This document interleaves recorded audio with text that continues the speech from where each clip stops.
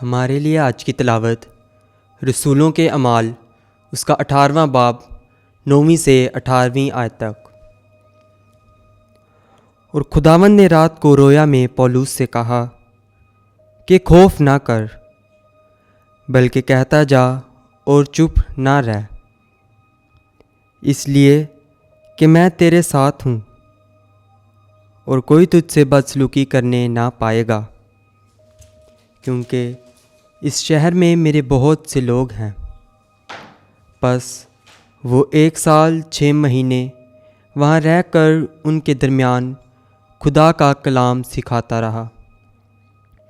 मगर जब जल्यून इकाया का वाली बना तो यहूदी एका कर पौलुस पर चढ़ आए और उसे अदालत में ले गए और कहा, ये शख्स लोगों को बहकाता है कि बतरी खिलाफ शरीयत खुदा की परस्तिश करें।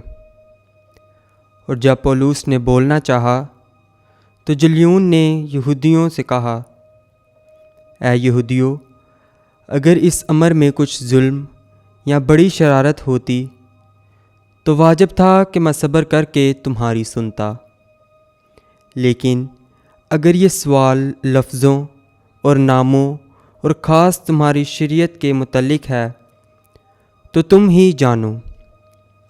मैं ऐसी बातों का मुंसिफ बनना नहीं चाहता। और उसने उन्हें अदालत से निकलवा दिया।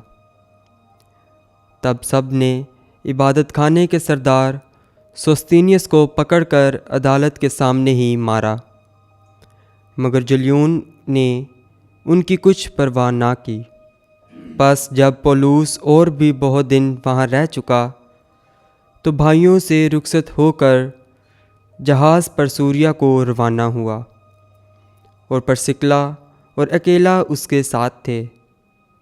चूँकि उसने मन्नत मानी थी, इसलिए उसने कंकरिया में सर मुंडाया। पाक कलाम के पढ़े और सुने जाने पर खुदावंद की खास बरकत हो। खुदावंद का शुक्र हो।